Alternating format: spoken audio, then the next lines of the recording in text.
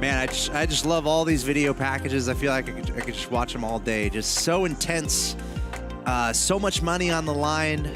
Just the level of competition, it's the highest it's going to be. Again, the top 32 players from around the world, 9 different regions represented, 3 days of action. And it's all culminating in finding out who's going to be our champion, who's going to be walking away with $450,000 of the overall $1 million prize plus. I should have entered the European qualifiers, dude. I should have entered the European qualifiers. I want to see you there next time, that's for sure. I'll give it a go. Of course, we got Cameron Davis and Excoundrel over here joining me. I'm Axel Toss. What a delightful day it's been. Yeah. Already 2 groups of action we've seen unfold. The South Korean players effectively dominating those first 2 groups, getting the #1 seed going into tomorrow's semifinal matches. Stilo, our South Korean player in this group, I think is around. I think he got 5th. I want to say. So not bad. Lucky, our female player, got 4th. So still, we have 2 more games to come here. So what are y'all's initial expectations here after seeing what we saw in match 1 going into these next 2? I mean, I expect that we're going to see a similar sort of thing just because of the strength that we saw of Glacial Knights. It's what we expected coming into this. Expect to see probably more into this group because a lot of these players seem just very comfortable leaning into it. I hope that players like Vincent will flex out of it because it wasn't super successful for him. Maybe see a little more Warrior Beast, especially for the players who got a high placement. They could play something a little more that's like safe in the early game. But I think I reflect what Cammy said. I think we have a lot of players in this lobby, Vincent and Seiko especially, that will intentionally lean into Glacier Knights if they get the opportunity. I think that I would like to see maybe the reflected meta from our first 2 quarterfinals. I would love to see a faster paced game to punish these mage players, because this is the first game that we saw mages do well in, like respectively well, you know, in terms of the lobby. So if you want to punish those mage players, you've got to be more aggressive in the early game. I would like to see Vincent, unless he gets offered Glacier Knights, which is sometimes the game's just like, here, have them, like Psycho had in the previous game. I would like to see Vincent maybe not try and force that. It is something that he's kind of known for, forcing that composition, but I think, you know, he's in a situation now where just play what the game gives you. Try and place well based off that, and don't try and force anything. And also, I love that. I mean, Lucky placed 4th. Maybe go for that modified open fort again if you want to. It worked pretty well. Yeah, she played well. You know, you think if Psycho doesn't go the same comp, like maybe it even works out even better for her. Yeah. It's already tough if you're having a battle with whoever's winning in the lobby for the same unit composition. The funny thing about the Psycho composition is you kind of saw exactly what you mentioned. There is the thing about Glacier Knights is that once you get the 3 stars, you're in a good position. Yeah. But the power curve is like almost exponential based on itemization.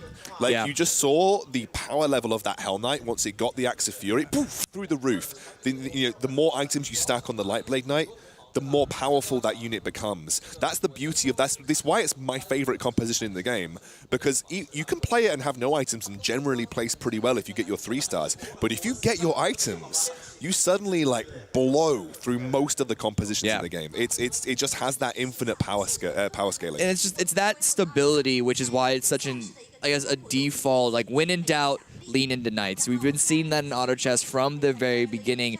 Even in like the original Dota mod, it was always, when in doubt, lean into Knights. They are the most consistent, the most smooth power curve as far as like early game to late game. All right, guys, I'm excited to see what happens here. I'm going to throw it to you, but first we're going to hear from Vincent, who's going to talk about his mentality coming into the tournament.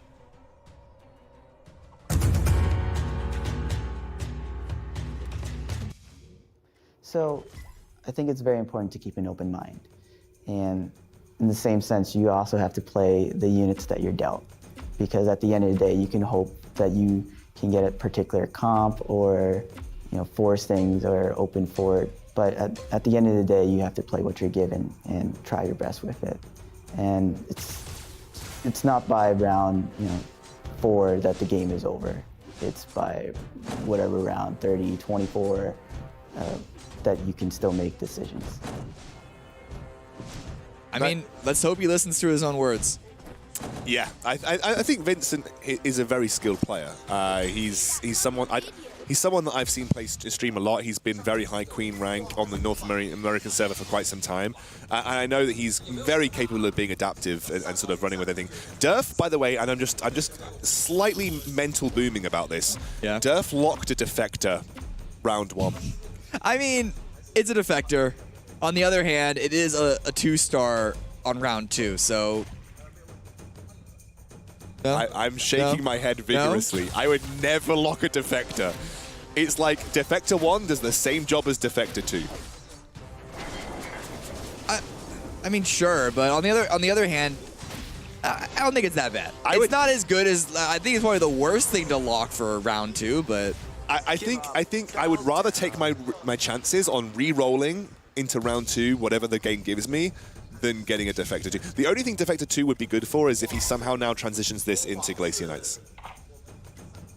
Maybe transitioning to... No, okay, just sticking to the Cave Clan with the 2-star. I don't know. Any 2-star, the attack damage in the early game is not going to be nothing on even a defector. Yeah, no, I mean, that is very fair. That is very fair, but I still would never lock a defector round 1. I mean, I wouldn't be surprised if Durf sold it like round 5 to kind of throw in more it's cost warriors. Neutral, right? It's cost neutral, yeah, so you're gonna get the cost back. So it's not a bad unit to have at 2-star, but looks like Steel is going to be taking the win on this opening round though against Durf. We'll see here. Yeah, going to be winning both sides actually, winning on Durf's board and defending against the attack from Philip. Look at the items. Is that 2 Frantic Masks on Lucky already? Oh my word, Lucky. She is Lucky every single first 3 rounds. 4 clubs on the previous game. Yep. This time she actually got the Frantic Masks. So you actually said, literally, I will quote you verbatim. Yeah. Yeah, 4 clubs is okay, but if she got 2 Frantic Masks, that's when I'd be saying she's lucky. Yeah. She's actually got the 2 Frantic Masks this game. My God, she did it. Oh my word. Don't know how she did it. And she's modified open forting again. It's kind of a weird collection of units on the sideboard, but it's only round 5, so it looks like she's just opening herself up to a number of different options. The problem with double Frantic Mask is it pigeonholes you into some compositions. This is true. So you're either thinking Glacier Knights, you're thinking maybe a warrior. You go Hunters. Hunters, yeah, that's why Hunters, a Berserker-based warrior composition. Yeah. Or even if you really wanted to Assassins, but you don't generally tend to open fort into Assassins because it can be quite difficult to get it rolling. But yeah, Hunters or Glacier Knights would be her best go-to compositions from this point based on her itemization. Yeah. I mean, I do think there are a fair number of options when you're looking at warriors, whether it's just warriors by themselves, warrior beast or warrior hunter. You can put them on the Abyssal Guard, you can put them on the Sniper, put it on the Agursis Ranger. There are a lot of options that, honestly, at certain points, silencing the unit actually makes them even better. For sure. I think at certain points in the game, for instance, you mentioned Soulbreaker, I think, is also pretty good when you silence him in the late game. Dwarf Sniper, as you mentioned. Even some warriors, like Abyssal Guard and Swordman, can be pretty good in the late game because their abilities sometimes fall off. So there are a lot of items, and we saw in Monty's game, Doom, for instance. Yeah. That was a really big IQ play. Those just punch, just the whack. I think I felt that in my chest, like a hit of a bass, what is that? Dubstep drop. When those happen, the Doom 3 slaps. Yeah, exactly. Drop the bass, like Skrillex up in here. Have a look at the rest of the items right now. Some spread of just generic itemization. Durf is the only one that really came out. He came off pretty bad because he's the only one who just picked up 1 Magic Crystal. But if I was to choose 1 item in the game, if I had to choose just 1 item to be dropped, it would be Magic Crystal every time. So I wouldn't be. I'm not happy, but I'm not massively upset. Yeah, it's better than just having a single shield. Yes. Yeah. Or a single null, magic resist thing. Was it Mage Cloak? Magic Cloak, whatever it is. Yeah. I would much rather have that 1 Magic Crystal as my only item because it's adaptable and it can be used in many compositions. So Durf right now, looking at his board, he's still keeping the 2-star Defector and has the Frost Knight to kind of open that attack speed even more, but still a warrior frontline for the damage. Is this still a pretty open composition, or is Durf leaning heavily towards one particular comp? It's quite open right now. To be honest, there isn't any clear direction for Durf. Defector doesn't really lean you into anything other than Glacier Knights. There is a Glacier Warrior comp that you can run, but it's not particularly good. He could maybe run Defector in a God-based build, but you'd usually rather have Desperate Doctor. So there is a couple of things that he can do here, but I think he's just leaving it open. Try and build an economy and work from there. Yeah, I mean, did lose that round, but it's still in the early game. It's still only round 7. 76 HP, though, seems a little steep for even this early on. And Durf coming in off of a best of 1 from his region. On one hand, that's like a really good ratio of 100% to qualify. On the other hand, with the level of RNG that is in this game, it kind of makes Durf a little bit of a wild card. No one really knows how good of a player he could be off of qualifying off such a small little margin. And most players will tell you that the competitive circuit and high-level competitive lobbies are much different rather to the ladder grind. They'll tell you just how different it can be, and I think we've noticed this from this game. If you have less competitive experience, sometimes it can be a bit of a drawback for yourself when you're coming into these very competitive lobbies. And this is the most competitive lobby. You know, this is the World Championship. This is the most competitive lobby that you're likely ever going to be a part of, unless you advance till to tomorrow and then to the finals. You know, you're at a very high level of competition right now. So Lucky is sticking with that loss streak. She's sitting on 5 right now. The only one who's really loss streaking, at least intentionally, that's just because she's open forting, and that open fort may have, I guess, denied anyone else from even the option of loss streaking. Yeah, she's in a slightly different scenario this time around, as she has not found the Hell Knight and the Lightblade Knight, for instance. So she's not exactly going to come out of this with a already solid Glacier Knight comp. I kind of want to have a look at the rest of the lobby right now. There's again, Angel and Devil. He's got the Glacier Knight very early on here. He's actually running what I like to think of as almost the perfect early game Glacier Knight.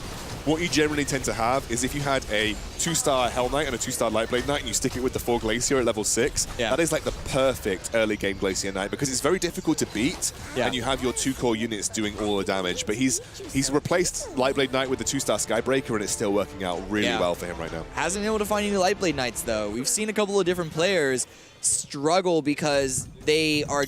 It's almost like a dangling a carrot in front of someone. You're given a good early game 2-star Hell Knight, a good early game collection of 1- and 2-star Glacial units, but then the final unit, the Lightblade Knight that you need to kind of finish that up, just avoids you. And we haven't talked about this concept too much in this game, but there's a whole sunk cost fallacy.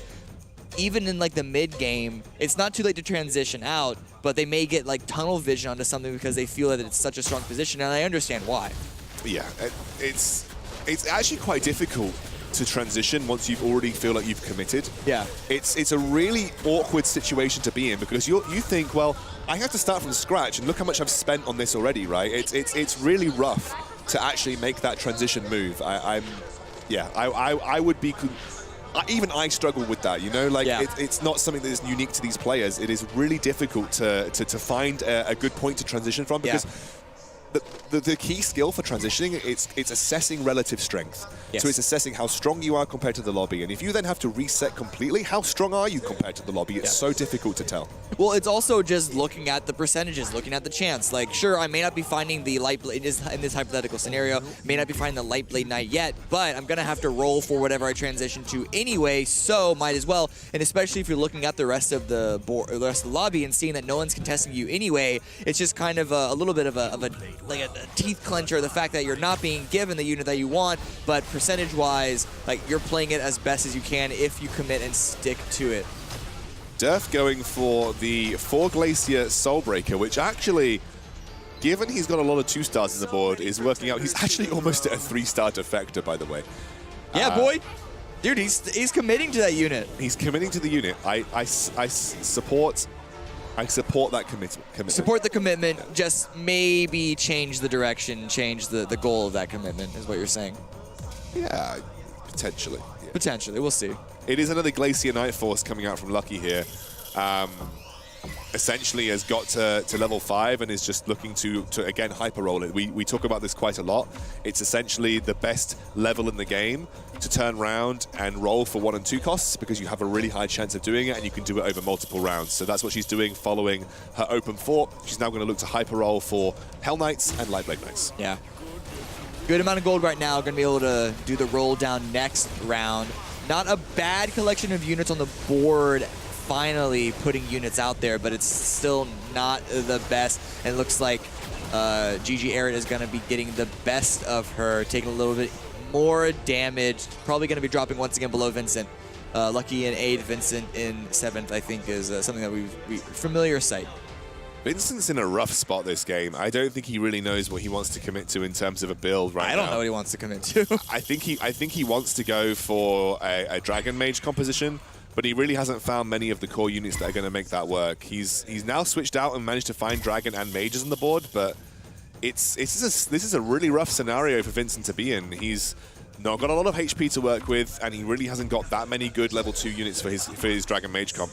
It's a hard choice to make, but looking at the units that he had, we didn't see the shop, but looking at the units on the board and the sideboard, I actually do agree with this decision. Sticking at 50 gold right now, hopefully can at least remove a couple of units from the side of Archdevil, mitigates the damage a little bit, and then get that, like, the same roll down that we're going to see from Lucky, get that roll down happening on Vincent to at least get 1 or 2 more 2-stars, hopefully in the next couple of rounds. Yeah, I do think that this is essentially what Vincent needs to run for. He needs to just say, okay, right, let's get past the Wolf round.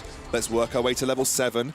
We have to then probably roll it at level 7 and build back up to level 8. And it's not a bad sort of idea to like lean into this synergy, just because no one else is going for Dragon Mage. We only see one more Mage on in the lobby right now, and I don't think a single one of those mages is a dragon right now. So it is a number of units open to roll down to. It's just being able to find them. Psycho's playing a essentially what looks like it's going to be a traditional 6 mage comp with just a front line of a God of War. He may indeed, Steeler. He may indeed decide to go for dragons, but we'll have to see. Yeah, I mean, you gotta wait till you get the dragon or not. It's all about the Dragon Knight at that point, and it's not an easy transition because 2 of the dragons are already mages. So, bam. Looks like the damage coming out, the total damage actually wasn't that much because it's only a 1-star, but the damage coming out from the 2-star Shadow Devil is going to be making up for that. It's a very lack. powerful unit in a mage comp, very powerful unit. And actually this is looking more like a traditional mage build that we used to maybe see 4 months ago. Yeah. Coming out from Stilo. This is really cool. I like where he's going. He's almost got a 3-star God of War at the Wolf round. Stilo, please give me some of your luck, my friend. And actually, this is our South Korean player. And if I remember, there was one player that Cammy had his eyes on. It was indeed Stilo. That was just a bit. Like, I wasn't actually thinking that being from Korea means that he has an advantage, but you know what? Actually, that being said, if he does win, then I'm taking it. He placed pretty well in the previous round, right? He got 5th, which is not, or 5th, I think, which is not the worst. No, but if you have a good performance here, it sets you up for a solid chance at getting out the group. Oh, yeah. 5th on the first round is nothing that should really upset you. You just want to make sure you follow it up with an even better round the next time around. And looking at this comp and looking at the fact that he's still at 100 HP, tied with Archdevil in that manner on the Wolf round, is setting up for a good position. Everyone seems to have fared okay. This is probably one of the scariest neutral rounds in the game, just because it's one of the ones where if you aren't level 7 or you don't have a good comp, it can be quite difficult to get through. Yeah. But it's a little rough. Everybody got through it, and Vincent has rolled down to 30 gold. Lucky's still hovering around 50, so she feels pretty confident that her 27 HP will do her for the time being. That's a little low. I don't agree with that confidence, but we'll see what happens. There's no Beast Warriors, right? So she's not going to take like 20 damage in one turn, hopefully.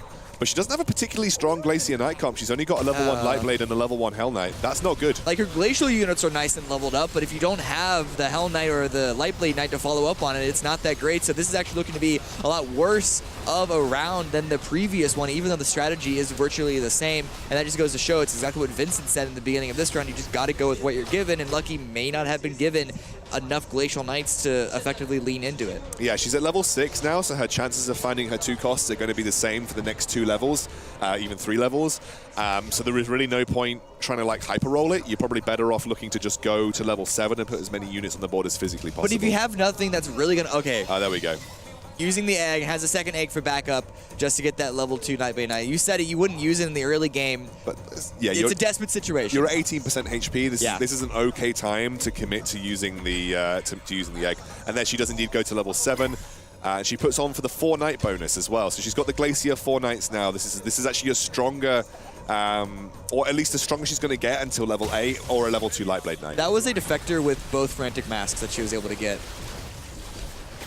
I like that. I actually quite like that. I don't mind it. I don't think it's bad.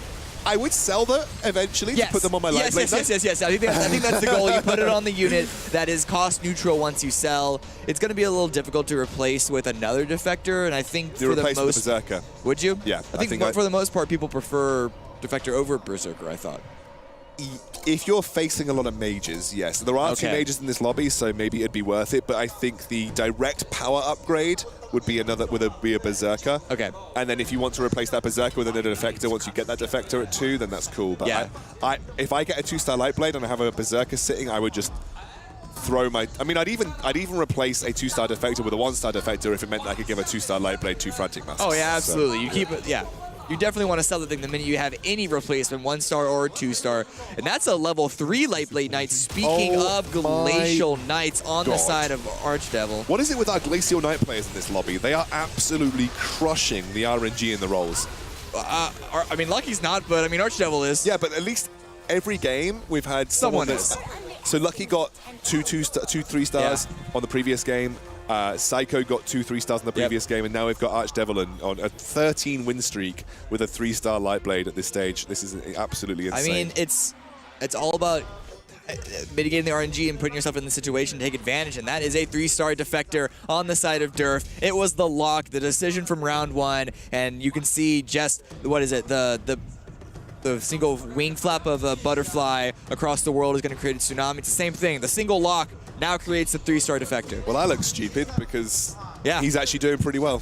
Yeah, he is now. It was a little troubling at first, and I will also say I don't think it's the defector that's carrying this team comp. And if it is, it certainly won't carry it for too much longer because that thing's ability is going to drop off. But a 3-star this early is still a nice thing to have in your pocket. He's got 5 Glacier. He could absolutely get rid of the Frost Knight and then just put in something else. But what would you put in this? Because for a second it looked like Glacial Knights, but that's because of the Glacial. What else? I'd put the Venomancer in. So he's got the Venomancer there. Okay. I'd put the Venomancer in because it would give me the Warlock bonus. Okay. Because I've already got Desperate Doctor. Frost Knight is actually a really bad unit. Yes. For the most part. Yes. I mean, not as bad as Defector. I actually think it's worse than Defector. Really?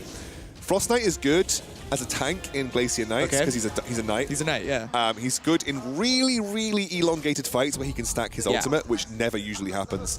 Defector at least gives you utility. Frost Knight is actually just bad. That's okay. I'll take that. I'll accept that. But I'm more questioning what Durf is going to transition into in general. He's playing Glacier Warriors. Do you remember I mentioned that there's a Glacier Warrior build that I don't think is particularly good? Well, it works if you kind of get the 2 stars, and like with any comp, if you've just got strong units, it's gonna work out okay. Okay, he does have the Swordman, he does have the Abyssal Guard. He's got the Berserker as well. Like, yeah. I would get rid of my Frost Knight for a Venomancer though, absolutely. Maybe wait and get the level 2 onto that one, just, you know, wanting more stars on the board, I guess. 1-star, I think a 1-star Venomancer has more if not equal HP to a 2-star Frost Knight. Yeah, I know. That's why my only guess is just liking stars and wanting as many stars on the board as possible. Because you're right, a single Venomancer is better than a Glacial Knight. Looking back here on Lucky, down to 6 HP, taking more and more damage. Still unable to find even a second Light Blade Knight to use the egg. There it is. She's got to egg it, surely. She's got to egg this. She's got to egg. Okay, you have to. There's no other option. I don't see the Defector anymore either, so that should be Frantic Masks on the Light Blade Knight as well. The Berserker replaced it. Yeah. So hopefully, Lucky, this is when Lucky needs to turn her fortunes around, but it's up against the winning player, the high-rolling Archdevil. This is not the player that she wanted to come up against. The one round that she needs to turn it into her favor, and it doesn't look like the damage is going to be enough. Oh, actually, it's looking close. It's looking close. Oh, no way. The 2-star Light Blade Knight bests the 3-star Light Blade Knight. That has got to be strictly off of the RNG Knight Shield. That was RNG Knight Shield, but also the Desperate Doctor stun at the end was perfectly timed. It was a Desperate Doctor stun that kept the Light Blade Knight 3 locked up. The Light Blade 3 did not have a Knight Shield on it. And she also had the Frantic Mask to keep her 2-star Light Blade Knight alive. She, by all stretches of the imagination, should not have won that round. She's also choosing to keep hold of 18 gold. When I have 6 HP... that's 0. That gold is 0. That gold is 0 for me every single round. Like, this is a supremely confident display from Lucky to not want to roll her entire economy away. On the other hand, though, I mean, it's up against Philip right now, and I don't know how she's faring against this. It's hard to tell. The HP bars are super low on both sides, and the sniper in the back line, I think it's going to be enough. Yeah, Lucky's going to win this one yet again. But the point is that there's a large enough gap between the next person who could fall below her and herself that going down to 0 in this one round may not be worth it if she wants to climb even higher than just 7th place. But I agree, it is definitely a confidence play to just sit there with that gold in your wallet and not on the board.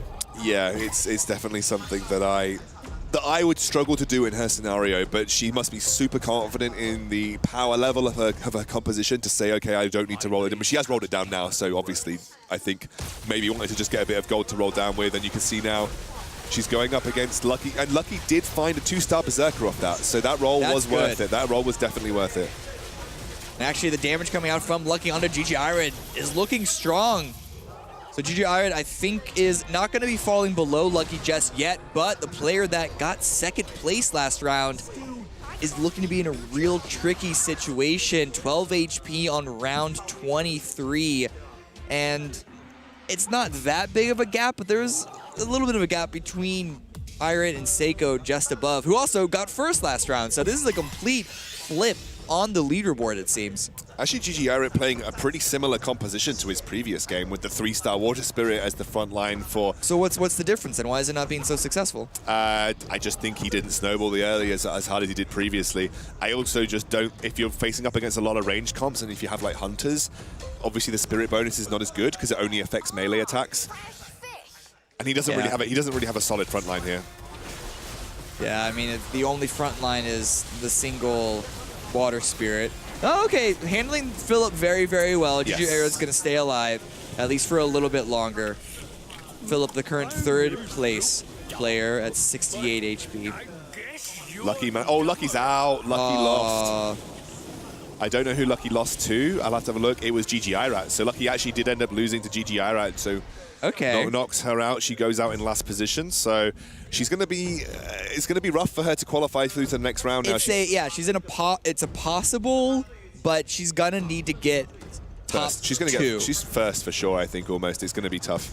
Yeah, well, with the flip in the leaderboard that we're seeing right now, it may give her a little more of an opening than she would have been otherwise in previous groups, and nonetheless, we're going to have to see what the points scale out to at the end of this round. Right now, though, GG Irid looking a little better, a little bit of a troubling path to get to this position, but this 6 mage comp may have just like turned on and unlocked itself. Yeah, I think he's in a strong position now. I'd like to have a look at Seiko and Vincent, Seiko and Vincent, just to have a look at where their comps are right now. Seiko running a Beast Warrior. So this is Beast Warrior for Seiko. He has got the Marine bonus on there to help him with the mages as well. So he's in an okay... I wouldn't say he's in a great spot, but I think he's in an okay spot at this point in time. And having a look at Vincent. Vincent's actually managed to get this Dragon Knight comp, and he's got the front line of the 2-star Doom, he's got Claw Wand, he's got a lot of items. Good spot. He just needs 1 Dragon Knight to get to a position where I think Vincent would feel really comfortable, because a 2-star Dragon Knight is pretty integral to making the Dragon Mage comp I think this could just be a little bit of a placebo, but I think if there's one unit that has a huge noticeable power spike between 1-star and 2-star, it's going to be Dragon Knight.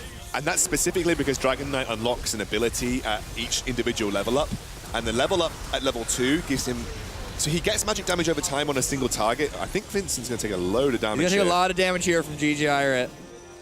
Crawling himself out of 7th place right now. Vincent at 16.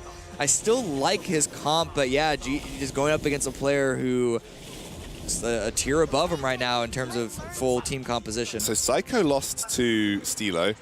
GG Irid also lost. I think Psycho's probably got the weakest composition in the game right now. He just hasn't snowballed the Beast Warrior comp very well at all. And we mentioned about Dragon Knight. When you get to level 2, your single target magic damage over time becomes splash damage magic over time. So that's why it's really important. Yeah. Level 3 gives you an upgrade where you slow unit movement and attack speed, but it's not as important for a mage comp because you don't actually get any magic damage boost. You just get some flat attack damage boost. But I mean, 3-star Dragon Knight just looks cool. So. It also just looks really dope. Got that bling flying everywhere. We'll see how Vincent does up against Psycho here, and whether Psycho can deal with the Tortola Elder, who did actually miss his ultimate here, kind of whiffed it. So that's good. That's good. It's a complete whiff there. Someone knocked his mouse, I guess. I'm imagining the Tortilla Elder as an FPS player. But no, it's going to be GG Ira going down to Archdevil, trying to climb out of 7th, going up. Eventually, it's going to happen going up against the top placing player. I'd like to have a look at the overall comps, actually. If we have a look at the scoreboard, we can see exactly what we're dealing with.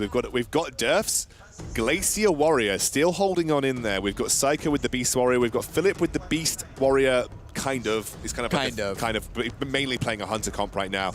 2 Mage comps left in the game, and of course, at the top, 3-star Hell Knight, 3-star Lightblade Knight, Glacier Knight for Archdevil right now. I mean, that's Archdevil rolling with the go-to comp. If there's any comp that you're going to learn to win a pretty good number of your games that you play, it's that one. It's that specific comp that Archtevil's rolling right now. Vincent trying to stay alive himself. The AoE coming out from his mages. Does a bit of damage, but it doesn't look to be enough. The comp from Philip just tearing through his system. And that's going to be Vincent certainly going out in 6th place again in the bottom 4. Yeah, but you did mention the flip of the leaderboard. We will have to see how that works out for point standings in the final game, but this is going to be rough for Vincent. He will not be too happy with his position or his placements over the last 2 games. Psycho will breathe a sigh of relief, by the way, because 5th, when you've come first previously, does help you out a significant amount going into the final game. He may be able to squeeze and get to the 4th position, depending on Durf, because Durf does not have a strong composition. This composition does fall off a cliff, and as you can see, he's been losing pretty consistently over the last few rounds. Yeah, but the 3-star Defector. The 3-star Defector is there. He has also got the Shaman bonus going. So it's like, yep, the 3-star is on the board. It is, in fact, existing in time and space as we are seeing it right now. But Seiko up against Philip. The damage is just, it's really good on the side of Philip. Seiko's damage is not enough. The Siren using the ultimate. This could be used just in time to give a little bit of an opening. Wormy Boy and Berserker, they're going for it. I think this keeps Psycho alive.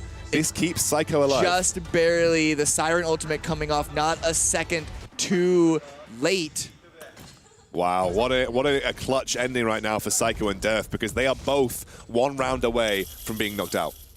But Psycho still lost the round. That's the thing. So it could be a Yeah. The point is though, it's not that's not going to give Psycho a lot of confidence, because sure, I didn't go out this particular round. But what are the chances that I'm going to win the next round if I'm still so weak? The jump to 4th and 5th, both of them are losing. If he can survive long enough for Durf to lose, he goes out first. And with the Siren Ultimate, you mentioned it in the previous round, that bought him time. That bought him so much time. So maybe this is a good situation for Psycho. And Durf will be feeling the same thing. If Durf can get 4th, that at least gives him a fighting hope to try and place well in the final game to qualify. I'm amused. Looking at the items right now, a number of Frantic Masks on the side of Psycho. 3 to be exact, all 3 on Berserker. And he's got the Axe of Devil Blood, which is a massive armor reduction as well. Plus the Broken Sword, which I believe is the highest single target, the highest single flat damage item in the game, just from a single basic as a combinable single component. So he's got a very strong Berserker, which is why he's placing his Berserker so far away from the rest of his units. Yeah, please don't touch me. Just please don't touch my Berserker. We saw that happen to the Tortilla Elder on the first round. Didn't really work out in his favor, but there's enough of the front line to block him onto that end. Psycho just trying to stay alive. He's actually performing well this round, but it's a Glacial Knight, and no matter what happens, you have to look at the 3-star Hell Knight, the 3-star Lightblade Knight, and that's going to be working heavily for Archdevil to take this. The Hell Knight is down.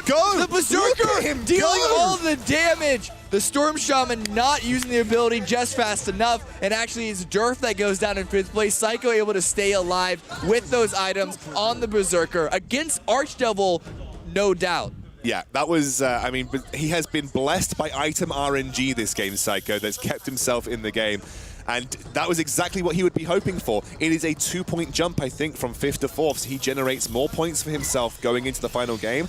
And this puts Seiko in a really solid spot to qualify now. He will be much happier having 4th, because it is an extra 2 points over 5th. Yeah, I mean, that is a very good climb. Clay specifically called it, actually I don't remember the word that he called it, but he pointed out that it is a different point drop between first and second, and then fourth to fifth.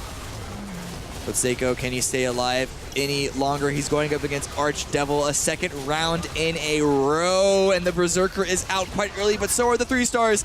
And so Psycho's actually going to win this round even stronger than he did previously. Archdevil loses his own fight against Philip, dropping down to second place. Archdevil has not been able to scale his positioning into the late game that well.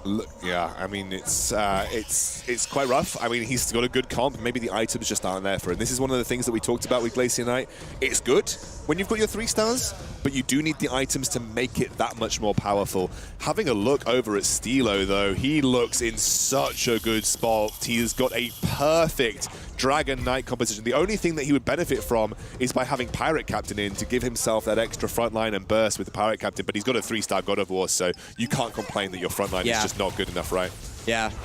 I mean, I don't even know who you would remove to get the Pirate Captain in. Right now, he's going against Archdevil, who actually has a third 3-star. Wait, is that a 3-star? Oh, that's a Glacial. I thought it was a Dragon Knight at the start, but actually not winning so confidently. Archdevil is going to come back and trade a little bit, just barely, like 1 HP left on the Lightblade Knight in order to do it, but Seiko did also lose his own round against Philip. Philip with the 3-star Dwarf Sniper coming in strong. So one of the benefits of a Dwarf Sniper is it will always target the lowest HP unit.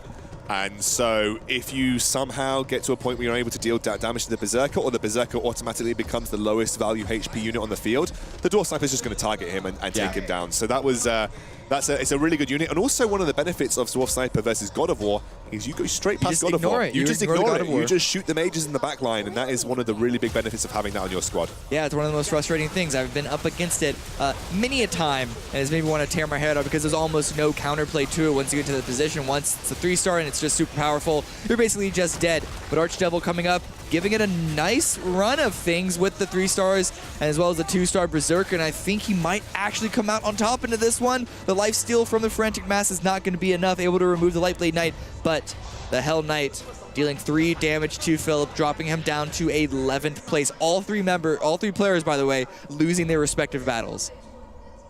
It's a really tense final 3 right now. Stilo with the kind of the very, very powerful Dragon Mage composition. We expected to see much more of this at the top end of the ladders. This is the first time I've really seen a Dragon Mage comp come online fully and reach that kind of full potential. He's almost sitting at a 3-star Winter Karup Terran, a 3-star Shining Dragon. These are going to be big power boosts for him if he were to find those things. I do think somehow finding a way to slot the Pirate Captain into your composition would be okay, but again, like you said, what do you take out for it at this point? Everything is so good, and the God of War is just a really good tank versus both Hunters and also versus Glacier Knight. So I think you're in a good spot as Stilo.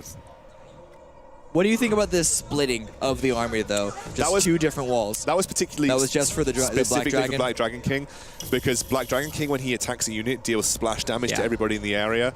And with mages, it's already hard enough. It's already hard enough to beat the neutral rounds, so you kind of like need to give yourself the best fighting chance in every scenario. This, though, we saw these positions. This is not for the Dragon This King. is specifically to deal with mages and also Dark Spirit. Both of these guys are specifically trying to deal with mages and Dark Spirit. You can only choose one side. Pick wisely is basically what they're saying right now. And the mages slotted back into the standard corner. And look, God of War is only blocking half of the units. That's why they split it up. It's not just to dodge the AoE, but also to dodge the tank of God of War. But the damage is not enough from Philip's right side, but luckily it was enough of a stall. The mages are so focused on the right side that the left side could just take care of God of War easily and leave the 3-star Dwarf Sniper up and healthy to take care of the rest of the game. And Archdevil even loses his own battle against Philip in the meantime. He does indeed. Archdevil just unable to sort of capitalize with his Glacier Knights right now. He's got a very strong Glacier Knight comp. I'd be interested to look at the items on his Hell Knight and his Lightblade Knight. Actually, it's not bad. You would like a Frantic Mask on your Lightblade Knight. I imagine if Philip were to be knocked out, he would find those items, and that would massively increase the power level of this comp. But I think he should consider going to level 10. Is probably where I would be sitting if I were Archdevil at this point in time. He might be wanting to do so. He has 3 Sirens just ready to level up for when he does hit that level break point. But going up against Stilo, it's It's a hard task. This player is very, very strong at this time. Yeah, his Hell Knight is stuck in Hell Knight prison, which is behind the God of War right there. And unfortunately, he didn't split his Lightblade Knight and his Hell Knight up, so they were both stuck targeting on the God same of War. unit. Yeah. Well, I mean, would you not make the argument that both of those units can take care of the God of War, quicker than anyone else? God of War 3 is too tanky, dude. Doesn't matter. You've either got to find a way to turn God of War to the side because he takes more damage from the sides and he takes full damage from the back, or you've got to find a way to get one of them round him.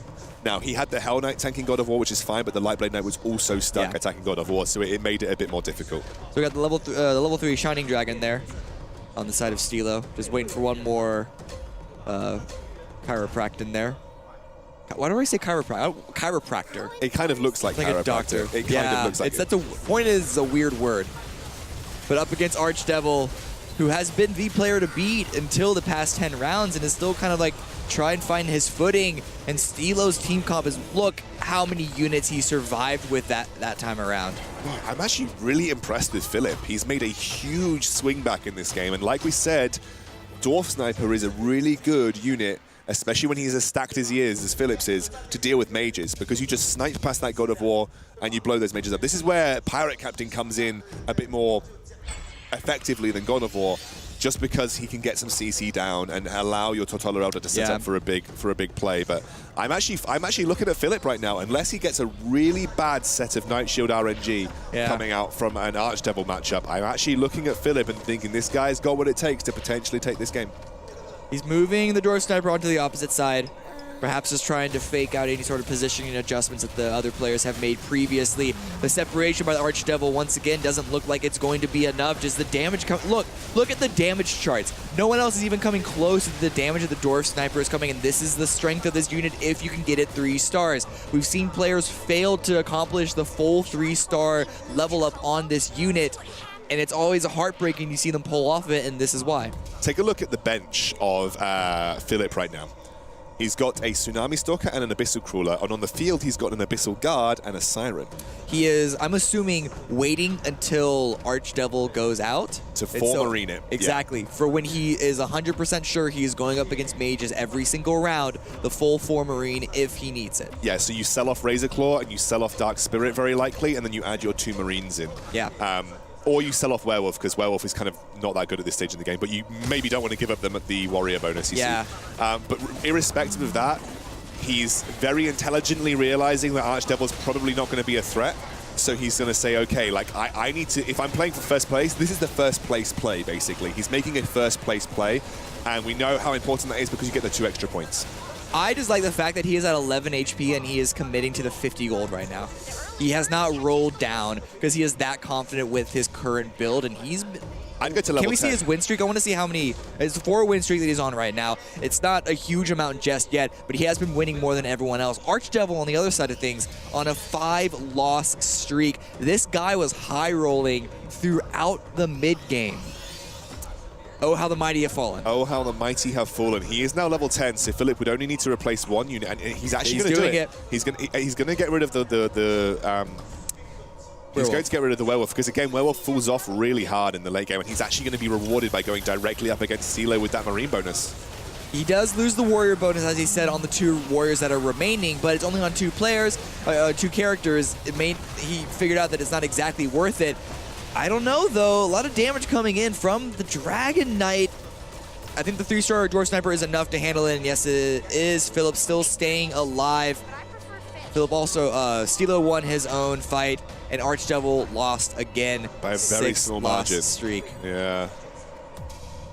Oh, he's got a 2-star. Oh, that's big. That's a 2-star Dark Spirit right here. He's actually looking to go maybe for a 3-star Doom. I mean, that would be big himself. Oftentimes, you don't see people go for a 3-star tier 4 or above unit just because it's only worthwhile if you can put it in and use it on the board, or else it's just a really hard investment. But that's a lot of items. That's a stacked Doom, specifically Heart of Tarask. Yeah. Absolutely ridiculous. Do you know, if I were Philip, I would actually just get rid of my Razor Claw and put another Doom on. I might, yeah. Or I'd just put the Werewolf back on. I was thinking the same thing. Because Razor Claw 2 isn't actually that good at this stage in the game. No, that single bear unit can only do so much against this, but what is happening? Archdevil, the damage suddenly coming online. A little bit of a delay for a second, but at this point, I don't think the Dwarf Sniper can be enough. And is the damage there, though? Onto Philip. Philip is still alive, but 5 HP. Archdevil, though, all three lost their own respective fights. And Archdevil and Philip are both down to single digits. So what I will say about removing the warrior bonus is whilst it doesn't really affect you versus Stilo, it will slightly affect you versus Archdevil because obviously Glacier Knight is physical damage based. If you are removing the small armor bonus that 3 warriors gives you from the front line, they will go down slightly quicker than they did previously. This is why I would even maybe consider putting the werewolf back in over the Razor Claw because it gives you your warrior bonus back and gives you a better matchup versus...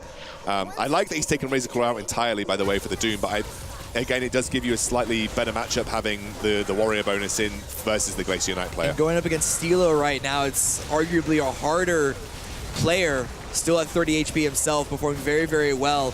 But it looks like Philip is going to win against this player. This is almost like a rock, paper, scissors situation going around. It is. And I think, Archdevil's out. Archdevil's down. Archdevil goes out in 3rd place. And now it's just Stilo versus Philip. Philip's going to be very, very happy about the 4 Marines that he slotted in. Philip 100% can win this from this scenario because of that 4 Marine bonus, and I'm wondering, he's got Killerbot 3000. Killerbot 3000. Yeah, I think unfortunately for Stilo, you can't easily beat a 4 Marine hunter with a stacked 3-star Dwarf Sniper. It's just nigh on impossible. Is there any counter available for Stilo, even if he has to roll down to it? Venom? Venom! You could maybe put Venom in. You could maybe get rid of... I mean, the problem is, where would you put it? I think maybe you'd have to get rid of Dark Spirit. I don't think Dark Spirit is actually as good versus Hunters as you might think. I would maybe... But you also lose your 6 Mage if you do that. No, Dark Spirit. Get rid of Dark Spirit. Oh, Dark Spirit. Dark Spirit, he's got a level 2 Dark Spirit, which is great. But actually, if you think... we've got a small pause. I think if you put in Venom... Dwarf Sniper has by far got the highest attack speed in that lobby. Venom, 4 times out of 5, will apply a pretty high damage poison to the highest attack speed target, slowing their attack speed and dealing significant magic damage. So there is a world where maybe you could sub out the Dark Spirit, which isn't particularly good versus the Hunter card, and then put in a Venom, and just hope that that's either buys you enough time because of the slowed attack speed on the Dwarf Sniper, or does enough damage that you can finish him off with something else. But I think it's like the only physical counter I can think of that would actually work in this scenario. And it makes sense, but at 0 gold, and I don't think there was a single Venom on the sideboard, it's the time. There is a little bit of time. We saw the health bonus on the side of Stilo, so it's a little bit of resource to utilize to try and get that unit, but it's gonna be tight. It's gonna be tight. I just, the turnaround that was employed is just massive in this. It looks like Stilo just having an issue that is being looked at by the referees right now. Waiting to see exactly how it gets resolved. As soon as we have any more information, we will let you know. But right now it is in fact Philip versus Stilo for the 1st and 2nd place. Stilo, if he could find 1st place, would be very good for him. Philip also, I think, didn't have a particularly good game last game, so this is a big round for them. Philip got 7th last game. 7th last game, yeah. So, again, even if we are looking at just these very strong players in this lobby, it is still a very, very... It's going to make the leaderboard look very interesting going into round 3, no matter who wins this. But I don't know. My heart's on Philip right now. Just the Cinderella story of this player climbing up. I think he was in position to go out maybe in 6th place at this time, and he's able to claw himself back up to 2nd. And, you know, arguably the stronger team composition right now against Stilo. Philip, sell off all your Razor Claws and just roll for that Doom 3. You know you want to. Yeah, the Razor Claw, I mean... The Razor Claw could be there to slot back in once you find the Doom 3, but still, Also, you could make use of getting maybe to 20 gold and you'll get a bit more interest gold to work with. I don't know how or where Razor Claw 3 would fit in your comp. Maybe you'd get rid of it for Doom, but anyway. Iron Beast is doing some serious work. The Dark Spirit 2 might carry. I think it will. I think the Dark Spirit 2 is going to carry. Winter Chiropractic, come on. Get those auto attacks in. Oh my word. With the heal, it might be enough, and no, the God of War is not going to be enough time. He's actually going to lose. He's actually going to lose to the Nyan Beast. Wow. It's 4 damage in that.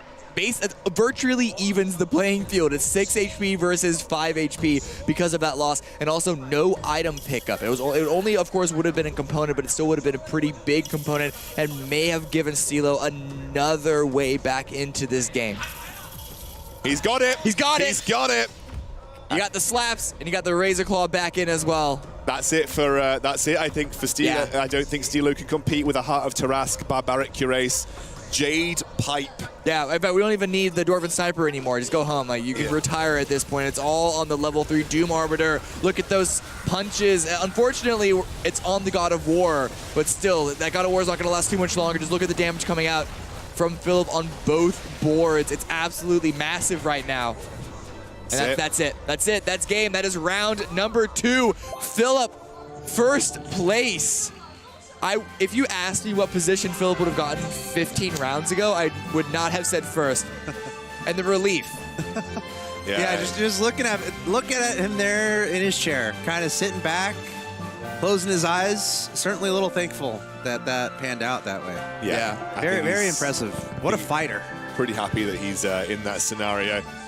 And he'll be walking away with a Hunter win, which is nice because we haven't seen too many Hunter wins, but we've seen Hunters do well in general, but a 3-star Dwarf Sniper is always going to be one of those big carries. It's got to be one of the most dramatic moments so far here, especially how close it was at the end, and then Philip just being able to hold on as long as he did to find success. Yeah, I think he was looking for the 3-star Dwarf Sniper, and he found it. Yeah. And that was what Monty was looking for in his game when he found the 3-star Doom. But, you know, it's such a big, powerful upgrade for Hunters in general. Yeah. It is basically what you need to carry the late game in the most circumstances, and you need to have it stacked with as many items as you do. Yeah. So what does Stilo do differently there to kind of, help himself out? Because he clearly had a nice advantage, not only the entire game, but obviously in the final moment. It's one of the limitations of Dragon Mages is that, unfortunately, you at some point are just going to lose to if someone techs in 4 Marines. There's not much you can do about it, right?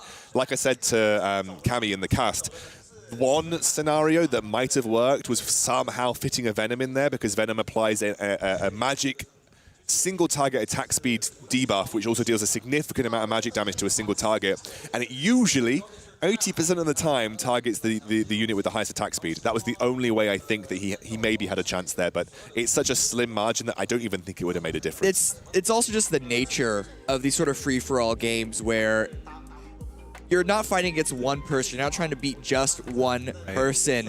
You're trying to get as good of a position as you can, and there's going to be a situation that the best you can do is second place. It's a little bit of a rock, paper, scissors scenario. And looking at the match result here, I just love how, look at the top 3 win-loss record. It's like they're all within like a game. It's just really cool to see the parity amongst the top dogs there. Lucky, unfortunately, I was rooting her on, but she finished in 8th, which isn't going to be too helpful for her ambitions for advancing to the next round. Of course, she got 4th in the first match, so it could be worse for her. I guess we could have a look at the leaderboard soon and see exactly what it is. I've got unofficially written all of it down here, but I don't want to spoil anything. So, here we go. Here are the results through 2 games. Again, it's a best of 3 here. So through 2 matches, Psycho at the top, the player from Germany. The European region has not advanced yet. Sorry, Scoundrel. But Psycho might be your hero here. I think it'd be very hard for Psycho not to qualify now. Yeah, it would be very hard for Psycho. In fact, I think it might even be mathematically impossible for Psycho not to qualify. In fact, the way that this lobby is set up is that I think Lucky, Vincent, and Dirth, unfortunately, are in a situation where they're very unlikely to qualify. It's basically just +9 if they win, right? Well, yeah. But here's the thing. So they could... So you need Archdevil, Philip, Stilo, all of them to come bottom 3 in, and you'd need the Archdevil with 12 points to come last specifically as well for any of those guys to qualify, I think. For even if there's a scenario where one of those qualify, and it's just 1 or 2 of those 10-point players going out very early, and then, like in this case, like could be Lucky or Durf getting 1st or 2nd. There's definitely a scenario. It's not as said and done as we've seen in previous groups, I don't think. Yeah, I think it's not as concrete, but it's another one of those scenarios where you no longer have the destiny in your own hands. Yeah. So for Lucky, Durf and Vincent, Destiny is no longer in their own hands. They're probably going to find it more difficult to sort of play this game, knowing that they actually rely on other people doing badly. Yeah, as well as them doing well. As well as them doing well. They would need to get first, and the other people would need to get last in a specific, or at least get 1-2 points, in a specific order, right? Yeah. So. At the end of the day, you can't invest too much into that as a player. It's kind of, you just got to roll with it. Whatever you're dealt in the beginning, and then hope you have a good game. But we have one more match here in this group. Again, we're trying to find out who's going to be the top 4 to advance to tomorrow's semifinals. But we're going to head to a short break here, and we'll be back with that match. We actually had the chance to talk to Vincent, who unfortunately is not in the best spot right now. But let's